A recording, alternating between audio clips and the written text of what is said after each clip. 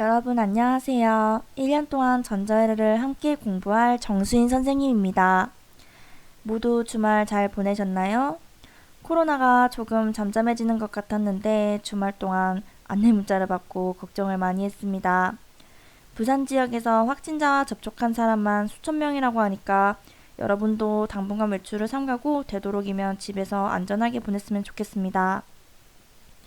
우리가 전자회로 시간이 2시간 수업과 1시간 수업으로 나눠져 있는데요. 저번 시간에는 1시간 통째로 형성평가 10문제를 풀게 했더니 안 푼 학생이 조금 있더라고요. 형성평가를 제출한 사람만 출석이 인정됩니다. 그래서 앞으로는 강의와 형성평가를 섞어서 진행하도록 하겠습니다. 아직 저번 주 형성평가를 풀지 않은 학생은 오늘까지 꼭 풀어서 제출하도록 하세요. 비교적 쉬운 단답형 문제로 내었으니 오늘 수업까지 들으면 분명히 풀 수 있을 거라고 생각합니다. 틀려도 괜찮으니까 부담 갖지 마시고 열심히 풀어서 제출해주세요. 그리고 궁금한 사항은 댓글이나 미수로 항상 질문해 주시기 바랍니다. 대면 강의는 5월 5일 어린이날 이후로 결정이 날 것 같습니다. 그때까지는 이렇게 구글 클래스로 온라인 강의를 계속 진행하도록 하겠습니다. 오늘 배울 목차에 대해 소개하겠습니다. 저번 시간에 배운 내용에 이어서 계속 전자와 에너지 파트를 공부하고 오늘은 반도체 재료에 대해서 추가적으로 공부해 보도록 하겠습니다. 수업을 들어가기 전에 선생님이 생각열기 동영상으로 올려놓은 동영상 모두 시청하셨죠? 펜을 그리면은 펜이 전선 역할을 해서 점점 가로등의 불이 켜지는 장면을 볼 수 있었는데요. 펜을 이어주면 전기가 통해서 빛이 들어오게 되는 원리입니다.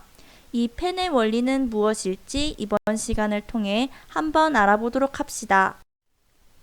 이어서 원자의 에너지 상태에 대해 알아보겠습니다. 먼저 보어의 수소 원자 모형입니다. 보어가 말했습니다.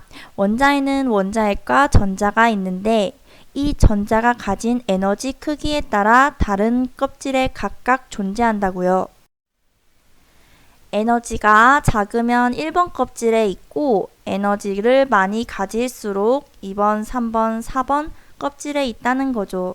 그럼 전자가 껍질 사이를 이동할 때 에너지가 흡수 또는 방출이 되는 거겠죠? 자유전자는 저번 시간에 형성평가 문제로도 나왔었죠? 전자가 에너지를 흡수하여 원자 궤도로부터 전도대로 이동하는 전자를 자유전자라고 합니다. 자유전자는 전기전도 현상을 일으킬 수 있으며 도체 내에서 자유로이 이동할 수 있어요.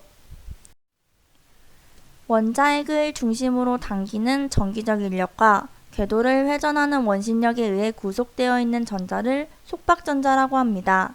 원자 내부의 대부분의 전자는 속박전자에 속하고 있습니다. 자, 이제 가전자대와 전도대에 대해서 알아봅시다.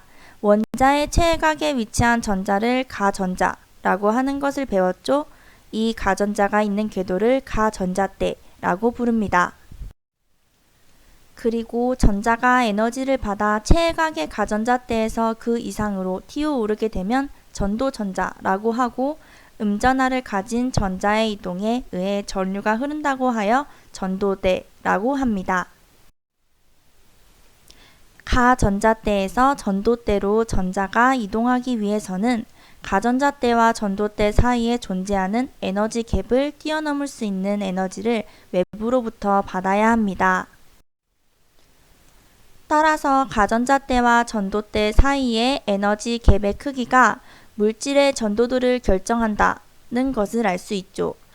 에너지 갭이 없이 겹쳐 있으면 도체, 에너지 갭이 약 1인 물질은 반도체, 약 5인 물질은 부도체로 구분합니다. 생각열기 동영상을 봤던 것을 기억을 떠올려 봅시다. 펜을 이어주면 전기가 통했었습니다. 전도성 펜에는 어떤 물질이 들어가 있기 때문에 전류가 흐를 수 있는 걸까요?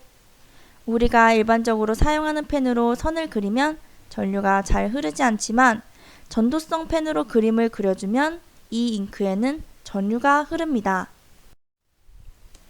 이처럼 물질에 따라 전류가 흐르는 정도가 다릅니다. 우리는 이를 전기 전도성이라고 이야기를 하죠. 전도성 펜의 잉크처럼 전류가 잘 흐르는 물질을 우리는 도체라고 부릅니다. 금이나 은, 그리고 도선 안에 들어가 있는 구리, 이런 것들이 도체에 해당합니다. 반면에 전류가 잘 흐르지 않는 물질을 절연체 혹은 부도체라고 이야기합니다. 유리나 고무 같은 것들이 부도체죠. 이처럼 물질에 따라서 전기가 잘 흐르는 성질, 전기 전도성이 조금씩 차이가 나게 됩니다. 이를 숫자로 나타낸 것이 전기 전도도입니다. 이 표에서 오른쪽에 있는 은, 구리, 알루미늄 이런 것들은 전기 전도도가 굉장히 큰 값을 가지고요. 유리, 다이아몬드, 황 같은 녀석들은 전기 전도도가 작은 값을 가집니다. 그런데 중간에 저마늄과 규소가 있습니다. 이 녀석들은 전기 전도도를 이렇게 넓은 범위에서 가질 수 있습니다. 이 말은 전기 전도도가 변할 수 있다는 의미가 되겠네요. 그래서 이 녀석들은 도체와 부도체의 중간에 있다라고 해서 반도체라고 이야기를 합니다. 이 반도체는 컴퓨터뿐만이 아니라 우리 주변에서 사용하는 대부분의 전자제품에 다 포함이 되어 있죠. 이 녀석들은 순수한 반도체 상태에서는 전류가 잘 흐르지 않지만 어떤 불순물을 이 반도체에 첨가해주면 전류를 잘 흐르는 성질을 갖게 됩니다. 나중에 뒤에서 배우겠지만 이를 도핑이라고 합니다. 도핑된 반도체는 N형 반도체와 P형 반도체가 있는데요. 이 내용에 대해서는 다음 시간부터 배우도록 하겠습니다.